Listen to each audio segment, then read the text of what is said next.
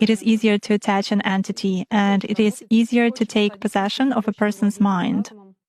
Does it mean that it's more difficult to influence a person if he keeps his thoughts in purity? Yes, absolutely. When faced with various religions, it is very difficult to influence Muslims.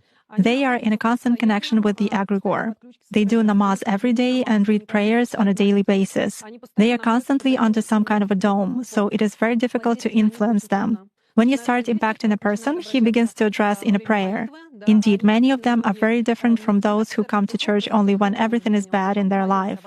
They come to pray, and then for 5 years they forget about God, some canons, and so on.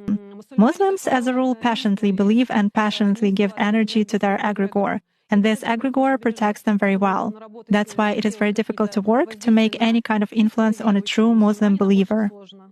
Is this some kind of a good egregore? Well, for them, yes. This egregore is good for adepts who contribute good energy to it. How do you sense it? For instance, you have found an energy trace of such a person. What's next? Do you try to drag him somehow to visualize this threat and you fail? Or how do you do that? It disappears. I cannot get a grip on it. I focus on it, but something immediately knocks me out of the flow, just like that. Or I visualize a person in front of me clearly and can affect him even at a mental level, but some image is not created in my mind at all. I even look at a photo, reproduce an image, but it vanishes from my mind.